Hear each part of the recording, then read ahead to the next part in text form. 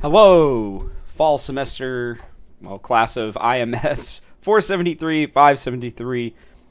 I am your professor for this semester, Professor Haynes, and I am delighted to be teaching you in this class. It was a little bit hit or miss there for a while, but I think we've got everything figured out. It may be a little bumpy for the first couple of weeks, and I do apologize for that. But I will hopefully have caught up with everything for you guys and made your lives hopefully a little bit easier. That's the plan, at least. So, yeah, there was a discussion as to whether I don't know, there was something going on, I guess, with your guys' registration or something that had moved everything back further than I had expected. I was actually expecting to teach a completely different class this semester, but here we are with the business of esports. So I really hope that you guys enjoy it. This is going to be a much smaller class than last semester for us. So, if you guys have questions, please feel free to reach out. I'm very open and honestly happy to answer and do whatever I can to make this class as enjoyable and as fulfilling knowledge-wise as I can. So, please do not hesitate to just reach out to me. And I guess I'm trying to think here if there's any other big things. I don't think so. So we'll be getting started. This is how I'm going to do every lesson for right now. There's a chance that we'll end up doing a couple live classes, just in terms of I might try to get you guys together and teach some of it, in a more live setting on Zoom or something. And there's a decent chance that I'll be up in Oxford at some point this semester. I planned on it last semester. Things got a little too busy for me. This semester is going to be a little bit of an issue getting up there at some points, but I live about 45 minutes away, so I will try to get there as much as I can. So you'll notice on the syllabus, I don't have an office. My office is Discord. So while I do have specific office times that you guys can reach out to me, and I will make sure to make time for you, please just feel free to reach out whenever you want. But yeah, as I continue on here and kind of waste our time, let's jump right into it. Well, let's start off with the basics. This first week is going to be very much about the basics because while some of you are going to know more about esports, maybe you've taken the basic esports 101 type class, or maybe you've been involved in esports in some way or another for a really long time. I want to at least give you guys a little bit of a I don't know, beginner class. So, yeah, let's just jump into it. Oh, no, forgot to click. There we go. Okay. Quickly, class goals. These are posted also on the syllabus, so don't worry about that. But students will be able to use an esports data analytics platform to develop actionable insights. This is the one I got the most questions about last semester. I'm going to teach you different platforms that have esports data. You will use that to come up with different parts of your projects and papers and quizzes and all that kind of stuff. So, yeah, there's a lot of different tools that you can use out there. And hopefully, business-wise, there will be some that will allow you to get, I think, more actionable insights. Wow, I can't believe I actually used that. But actually, actionable insights in terms of understanding where we are right now, and as a business, as an esport scene, and how we can hopefully improve on things and make things better. That's going to be a little bit of what you guys are going to work on this semester. Students will be able to write a budget for an esports team and event that is packed very specifically into your project, and you'll learn more about that as we go on. Students will be able to explain how a professional team manages legal and privacy considerations. Now, there is a esports law class that is being taught at Miami. I would suggest that you sign up for that if you want something a little more in-depth. You will learn about esports law in this class, more specifically based on esports contracts and kind of how things are connected to teams, but not maybe some of the more nitty gritty parts of it. We'll do a very basic overpass because this is, basically a welcome to business of esports kind of class. So we're going to gloss over that a little bit. Yeah, if you want more in depth, go to the or take, I should say, not go to. You're in this class already. Go take the esports law class. Also, students will be able to follow agile project management methods in an esports content, meaning that you'll learn kind of more about events, how to run them, what you'll need, what things to consider, all that kind of stuff. So, yeah, if you have questions about these, please reach out. I do my best to hit on some of those and add, some extra stuff personally. Oh, speaking of, I should probably tell you guys this. I am, let me bring this up, I guess, really quick. I'm going to read this directly from the syllabus just to, you guys will have already seen I made an announcement as to who I am for you all to read. Just a little bit before I'm recording this. This will be coming out for you guys on Friday. I plan on having every class either come out Wednesday or Friday. I don't know which one yet. Still, like I said, they brought me in a little bit late. To be completely honest with you, it was only like 4 days, I think, before classes started. So scrambling a little bit to change things and get things set up. But that's all right. I'm going to tell you a little bit about myself. I am the CEO/president and a co-founder of The Game House. We are an LLC based out of Cincinnati that does sports and esports media, multimedia in all reality, podcasts, videos, writing, all that jazz. I get to go to events and interview players, coaches, I don't know, LCS team owners, well, I guess just general organizational owners, stuff like that. And I actually started the company back in near the end of 2016, or near the end of, or beginning of 2016, excuse me. I was doing it while I was getting my master's degree at Miami University.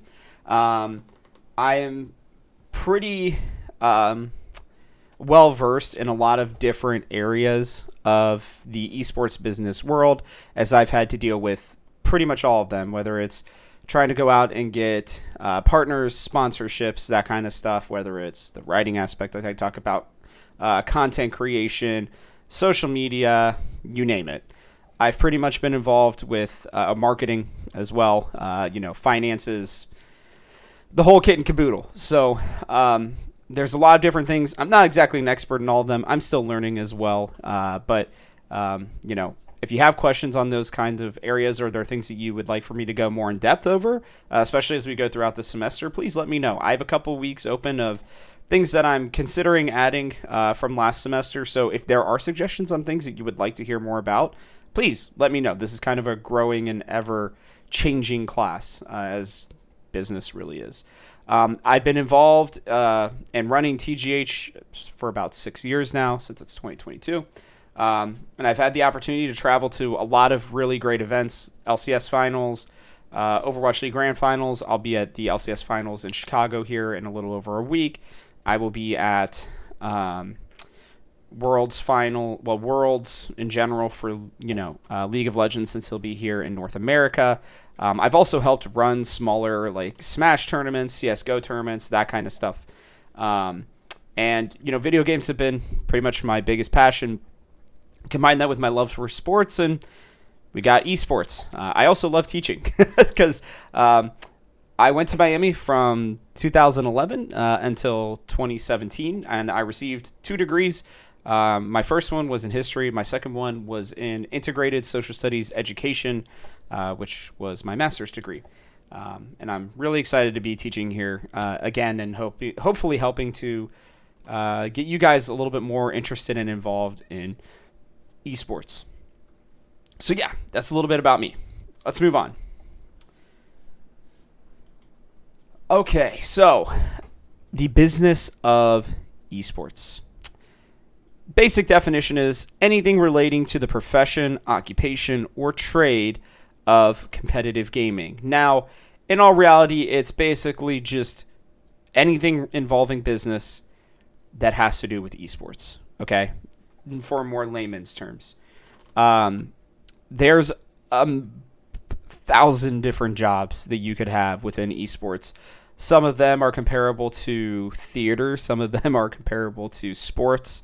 Some of them are just comparable to your normal everyday business, like I talked about, financing and investing, all these different things. So it's very important that you guys understand this is a very broad subject, a very broad class, and I want you to know that no matter what your passion is, as long as esports is at the center of it, you can kind of do whatever you want. Like I've been fortunate enough, obviously, to start teaching about esports, which is freaking awesome. I cannot explain to you guys how excited I am to be able to do that, as it mixes, allows me to use both of my degrees, and then it also allows me to use my business, my actual work experience, and combine them. So I can tell you that whatever you're passionate about, whether it's running events, marketing, statistical analysis, all those kinds of things, you can do it in esports as well. And hopefully this will open up your eyes to all of that. Man, I don't know why it's not working with my... Okay, now it's working with it. I don't know. Sorry, guys. I was trying to get it to work with my keyboard, but it's being weird. Here are the different areas of business in esports. Org ownership, obviously, like in anything within the org, but like you could own your own org. It's a lot harder now than it used to be. I will tell you, I owned a couple teams for a little while. We actually almost had a League of Legends team making into LCS Challengers, as it was known at the time, way back when, like 5+ years ago now, or I think right around 5 years ago. So, so I really, I've really enjoyed watching the different orgs kind of grow and different people be involved with them. And while I'm not going to tell anybody not to care about or look into orgs or building their own, the Cincinnati Fear are trying their hand at it right now. Very interesting org for sure, that some of you may even be involved with. I know there are some Miami people, I think, involved with it. So definitely something you can look into. But here are the different areas. You got social media. You got players. Some of you may even be players or potential players. Coaches. Potentially coaches one day, right? Managers, brand managers, trainers, sales teams. So many different areas that are involved with it. Then you have the news media stuff, like what I do. So, hopefully going to be teaching a class on that next semester. So keep an eye out for that. Press relations, okay? PR. It's huge part of the business, and a lot of places outsource for it. But there are PR firms now that are dedicated just to esports. StoryMob is the best one, in my opinion. I haven't really worked with as many other ones, but I love the people over there, so I always point people in their direction. Tournament organizers, whether it's local, bigger tournaments, some of them are run obviously by the game companies and development studios themselves. Some of them are third party. It just kind of depends on the game and depends on, where you're at in your life right now. Arena ownership as well. They're going to start popping up more and more and more. Obviously, there's the biggest one down in Arlington, Texas. I think it's the biggest one. But then you have like the LCS Studios, the ones over in Korea and China. Lowell Park specifically is a big one. The Overwatch League, I think, now kind of plays in their own little arena. So there's a lot of different places going on. Production is a huge one. Being a game observer, graphics, whether it's a true graphic designer or creating graphics for the different production of the live games, stuff like that. Directors, casters, which I know a lot of you would want to be, play-by-play, color casters, analysts, so many different things there. Marketing is literally everything to do with marketing. Merchandising and apparel brands. Esports gambling, which is becoming bigger and bigger. Game developers. You maybe catch on with a game developer and you get to help build out their esports programs. And their esport in general. Data analytics, player agents, esports lawyers. There are very specific esports lawyers. Again, I believe that law class is being taught by at least one guy, maybe two, that are specifically esports lawyers. Streaming, community managers, colleges helping to run esports programs, recruiting within them, everything like that. There's, like I said, so many jobs out there that you guys can look into and different areas that you can talk about. Esports history. Now, this is very, very short. The history of esports has really been a lot longer than this to a certain degree. Like, you could even go back to the first Pong tournaments if you really wanted to. Competitive gaming, quick anecdotal story, I guess. Like, my uncle on my mother's side, as he was growing up, was actually a World Guinness Book record holder for, I think it was asteroids, for just a very short period of time. Like, I think for 24 hours for the highest score in the world. And I think he had to play for 24 hours straight or something like that. My grandfather was there with him, helping feed him and stuff as he just kept playing at an arcade. And it's interesting because while we may not consider that esports to a certain degree, that was the highest level of competition you could have in the 80s. So as the world has grown and obviously the internet has become a thing, which has greatly increased the ability for esports, things have changed, and the way that we view esports have also changed. If you want to talk about the first real kind of esports tournaments, you look back at the FPS Quake back in 1996, a long time for some of you, just after I was born for a person like myself. The largest prize pool was $1,000. Fast forward 6 years, $50,000. Counter-Strike comes out. We all kind of know CSGO now, right? Valorant as well, copying CSGO to a certain degree, at least in the base level of the game, the way it is played. But, this was, I think, a pretty big step. And you can see, then you go to Halo, then to Dota, then to League of Legends, right? These prize pools, the money being poured into things, every basically 5 to 6 years was pretty significant. And now we have some of the biggest games in the world that are bringing in even more money than this. We have Valorant Champions going on right now. We have, again, like I said, LCS playoffs and LPL playoffs, LCK playoffs going on right now. Overwatch League is kind of starting their second half of their, I guess not even starting, it's more they're in the middle of their second half of their year. CSGO majors are coming up. There's a lot of different things, and as esports history has gone on, we've had these teams, these game publishers, the leagues, the platforms, and the media entities that are all growing alongside with it. Do not be confused, regardless of what anybody else tells you, and I really do mean this. Esports is still very much in its infancy, okay? While, yes, it may be wow, all right, 4 years from now, if you count that first Quake tournament, we will have been, esports will have been around, theoretically, for 30 years. The actual coming together of esports, the actual ebbs and flows of it as we're moving on are going to be what's worth watching, right? With Halo and the MLG days, it was, a lot of people thought it was at its height, right? It was on national TV. I mean, I worked for a little while at a lid store selling hats, and we had MLG merchandise in the middle of Monroe, Ohio, even though MLG was out of Columbus, but I didn't know that at the time. And there was just a lot of different things going on that people are like, oh my gosh, Halo, it's never going to die. It's never going to, it's always going to be the biggest thing. And then everything kind of just goes back down for a little while, and new esports, like Dota 2, League of Legends, Counter-Strike Go, they all start kind of coming up in their own way in the mid-teens.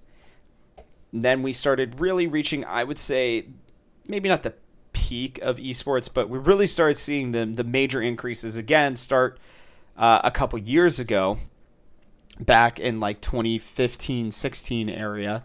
And now we're starting to see another lull where I believe the esports bubble is potentially going to burst because, between basically 2014 until basically right around COVID, the start of COVID in 2020, we were seeing investors left, right, center, wherever, putting millions and millions of dollars into these businesses. And now some of them are struggling. Some of them are going to be, going out of business. And what's going to be really interesting is we're going to take a look at, what are these businesses doing wrong? How can they get themselves into the black, into making money, out of the red of being negative? The investments are great, but they only last for so long. So how can you make that money back? How can you make it worth it to be able to be a part of, the esports community long term? There's a great podcast that we'll listen to at some point. I don't know exactly when. I got to put that in there. I believe it's going to be like around week 4 or 5. But it's got a really great section that basically discusses this esports bubble. And, we'll talk a little bit about FaZe going public, which was absolutely crazy over these last couple of months. So a lot of really exciting things, even with esports kind of plateauing a little bit right now. Don't worry, it's only going to get better from here. But there are, ups and downs of business. So, yeah. I always like to show this. This is actually a slide that we use in our deck for investors, but it's one that talks about the growth of esports business, specifically media areas, just gaming in general. And I like to use this because, well, as you guys can see, first off, the esports part is spelled wrong. So esports and virtual reality, I actually keep that in there to see if the investors notice because, well, one of the biggest sins in esports is spelling esports incorrectly. It's always either lowercase e or capital E and then just sports. There's no dash. There's no capital S anywhere. Yeah, no. Nope. That's even going to be a question on your quiz, so you're welcome. There's the answer for that. But as you can see, esports and virtual reality, video games in general, right? The top 5 things: virtual reality, esports, internet advertising, internet video, and video games are the only marketplaces truly that actually had a 20% or more annual growth rate over a 5-year period, and this included obviously COVID. So the reason why I'm showing you this is, first off, virtual reality is going to be a very big part of the gaming world for us, and the way that we view and do, well, everything. Eventually, it's not there yet, but there are some cool places out there, including one actually in Westchester. We just went to it at the Liberty Center, where you could do like a VR experience with 5 of your friends. And like the one we did was, they put on like a full-on VR mask. They give you a responsive gun as well, or different guns depending on what you want. And you're for hours we were in a haunted house shooting zombies for like a half hour. Really freaking cool, very fun, a little expensive, but really cool. So you guys should make sure you check that stuff out. But regardless, as you can see, while everything else in terms of entertainment, music, radio, cinema, books, magazines, newspaper, obviously, right? All of these things are either very barely growing or, in the world of newspapers, basically disappearing. And what is interesting is that the last few major recessions, which we are currently in one, depending on who you ask, gaming has been one of the only industries to actually increase, to continue their steady climb. And that's because they're fun. They're a great distraction, and they are a major part of our society. So as you can see, when we're looking at the world of esports business, you're getting into something that, yes, is in its infancy, but it is something that is climbing and likely never going to go away. So, at least you're pretty set in what you're looking at. Now, let's answer this quick question, and then I think, we'll be just about done here for our first lesson. Why get into the business of esports? So, outside of being a player, which everybody wants, and let's be honest, when you probably even started playing video games or thinking about competitive video games, in whatever game that may have been, your hope was probably like, oh man, I would love to go pro one day. Well, more than likely, if you haven't gone pro already, it's not impossible, but it's pretty unlikely. Most of the time, by the time that you're between the ages of 16 or 18, you have a pretty good idea if you could potentially be going pro. Again, the age gap is kind of, lengthening in terms of when you could get in. More and more people are getting in right after college or during the middle of college with certain teams and certain organizations. It really just kind of depends on what you want to do. But the greatest part about it is if you're like me and you're forever stuck in gold in basically every game that you play, there's a whole wide world of jobs out there for you. So getting into the business of esports, learning more about it is going to hopefully open up your minds to a bunch of different opportunities and hopefully a lot of different ways for you to use your specific skill sets in order to be a part of an ever-growing industry. Also, if you like competitive games, obviously, it allows you to do what you love. You can be a part of the competitive scene without necessarily playing. Using your big brains as well will allow you to potentially be a coach, a scout, an analyst. TSM, or well, I guess it's Team Liquid now, had Hatham, who was a former Miami University, I believe, player then coach for the League of Legends team. And now he's with Team Liquid helping their team. There's somebody at Optic that we will be talking to later this semester as well. I'll let you guys know a little bit ahead of time. I'll have you guys send me in some questions. One of the great parts about my job is that I can connect with people. This one's actually connected to me, thankfully, from Professor Platt. But there are people who I'm going to try to bring in to hopefully, at least twice this semester, I'm hoping, for you guys to ask questions for and listen to what their responses are.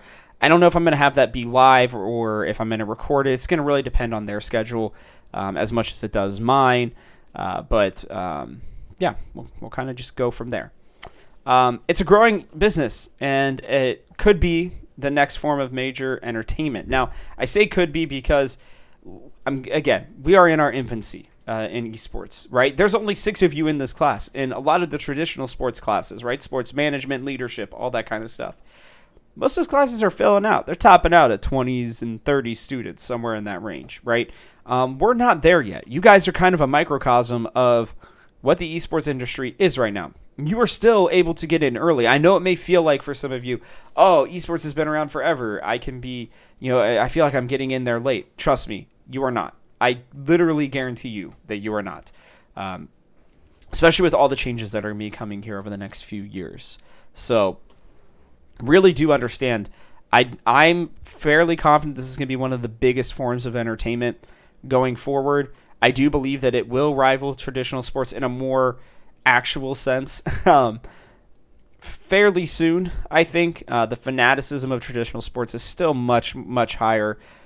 Viewership is still way more than people realize. I mean, we can't even really get, even weekly games that are sold out. Like, if you go to a Bengals game, even the lowest attended Reds games are still a couple thousand people. In comparison, even like the Call of Duty League, major events and stuff are bringing in a few hundred to a few thousand people. I know obviously things like, the International for Dota and League of Legends Worlds, like they're bringing in millions of people, but a lot of them are from countries all around the world. So things are still growing here. Passions are still growing, but, it's still going to be the next major form of entertainment, and it's better to get in sooner rather than later. And the last part is that your parents are no longer going to question why you spend so much time playing video games. Now you can tell them that you are taking a class on it and you're learning how to use it in what would be a, quote, more practical sense. And hopefully that will be exciting for you guys as well.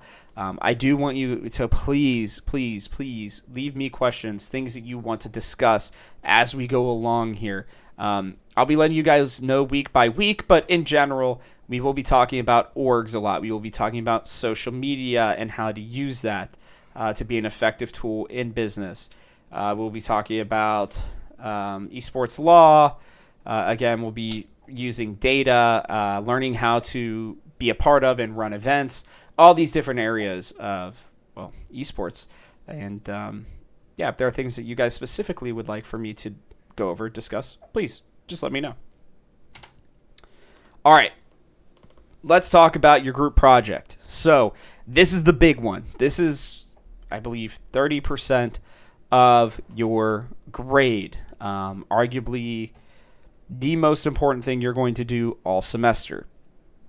And what you're going to do is you're going to create an esports team and put together one tournament, obviously not actually, but in terms of a presentation, along with the various aspects of finances, marketing, and a 3-year future plan. The due date will be at the end of the semester. It's going to be the week before finals. Everybody is going to give a 10 to 15 minute presentation on their org that they create. Week one, this week, our week one, not week one of the semester, our week one. You're going to get to know your partner, and you're going to come up with a name for your esports org. How I'm going to do this is each week I'm going to add something a little bit on, a little extra for you guys to work on towards, doing this project. Because there's a lot of steps. There's a lot of different intricacies that you are all going to have. Trying to save this project till the end, I can tell you, even from last semester, grades weren't very good. Like, I want you to put time into this. I want you to actually spend time being creative, really thinking outside the box. A lot of my personal experience in sport or in esports business in general, and just, esports and business in general, is that you kind of got to do it. You got to do it to learn it, right? As you can all see from both of my degrees, my history degree and my education degree. Neither of those are business degrees. Okay, I've had to do a lot of things where I've had to learn on my own and just get better at them in general, right? And I want you guys to be able to understand that while esports is that wide open, right? There are going to be things that that you're going to have to plan out, that you're going to have to know, that you're going to have to learn. And so this project is going to take a lot of time, and taking your time on it, and actually, working on it in pieces is hopefully going to teach you a little bit of organizational skill, time management skill, and hopefully, will allow you to work with your partners a little bit easier. I do want this to be clear as well. This is a 50-50 project, so you could get a very different grade from your partner. At the end of the semester, I'm going to be scheduling one-on-ones with all of you, and I'm going to discuss, how did the project go, or how's the project going?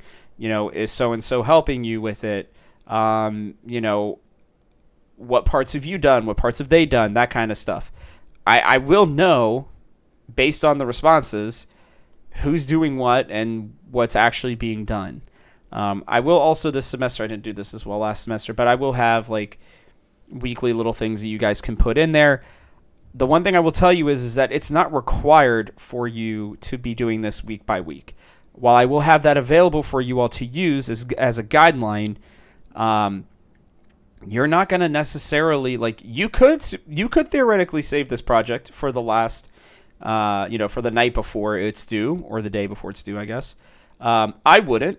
I think that'd be very, very silly, but you're more than welcome to if you want to try to do it. And again, I will know you guys will have rushed it. And, obviously I will see it because you guys won't have been, submitting anything or anything like that. So, with that, here are the groups. I might mess up names. If I do, I apologize. you can just let me know in an angry email or something. But we got Randall with Jasenia, Jordan with Graydon, on with Aaron. So I hope that you guys either know each other or don't. Well, I don't hope that you don't know each other. I hope that if you know each other, that this will allow you to, get to know each other even better, and will hopefully create a good working environment.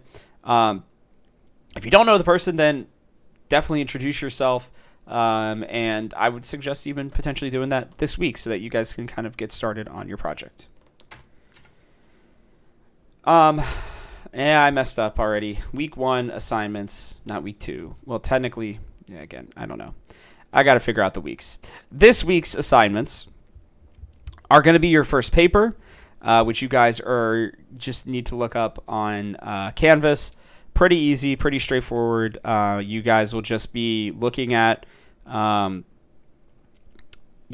an esports org and looking a little bit more in depth to what they are, who they are, all that kind of stuff. There will be 2 things for you on the discussion board. The first one will be for me to get to know you a little bit better. The second one will be for you guys to be watching esports.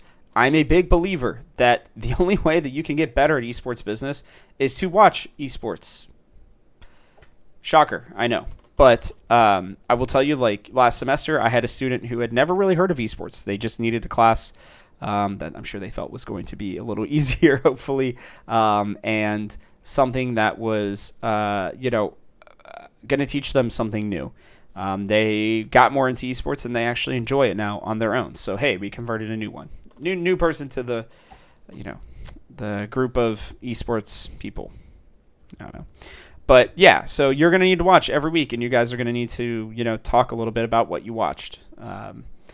Just going to be a requirement for the class. Obviously, you don't have to. It's not a huge part of your grade. I think it's only like 5%, but it's just the best way to get to know things and do things better. Quizzes. There will be one this week. It's a very basic quiz.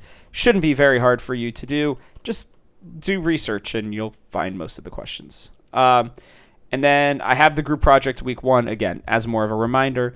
It's not actually going to be due because I just don't think that's necessary. So, yeah, I will let you know that is, I believe, the last thing. Okay, good. This class is not necessarily going to be hard if you actually do the work on time, if you pay attention to these lessons, and if you just submit your assignments and you do everything on time.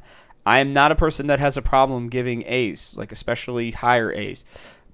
I don't exactly want this to be a harder class either, because I believe that specifically the knowledge that you gain is going to be more valuable than just trying to be, frankly, an asshole and making this class impossible or very hard to get a good grade in. There's ways that I could do that, but it's not going to benefit you all to stress you out in that way, or to I hated professors that just gave you busy work or tried to make you do stuff and made things unnecessarily hard. If you pay attention, if you do the readings, if you do all the other stuff, you're going to get a good grade in this class if you work hard, essentially. If you don't, then, well, I think my average grade was like an 88 last semester, so which I believe is pretty solid, or maybe it's like an 86. It was a solid B, though. And there were plenty of A's that I gave as well, but some of the students just didn't do their work, so they got lower grades. So yeah, I mean, if there are questions about grades and stuff as well, like always feel free to message me. I generally message you back within 24 hours, unless if it's the weekend. Even on the weekend, I'm still probably checking things, and I'm rarely ever going to give you work that's due like over the weekend, so that you don't have time to answer me. Like outside of the watching esports things, just because, well, basically every weekend there's something going on in the world of esports. So, if you guys have questions about, different events or different things that you want to go to, or any of that kind of stuff as well, outside of the class that has to do with esports, please let me know. So, and then for our one master's student, please feel free to reach out to me as well as you start looking for your potential internships and everything. I'm happy to guide you and introduce you to people there as well. So, yeah, I think that'll be it for this first class. But I appreciate all of your patience, for thinking the class was like canceled and stuff. I totally don't blame you. I would have thought the same thing. But no, we are here and we're ready to go. So I hope you guys enjoyed this class and hope you enjoyed this first lesson. Again, please let me know if you have anything that you want to go over this semester. I will try to work it in to the latter half of the curriculum. But yeah, other than that, I hope you guys have a great second week of classes and look forward to seeing all of your answers on the discussion boards.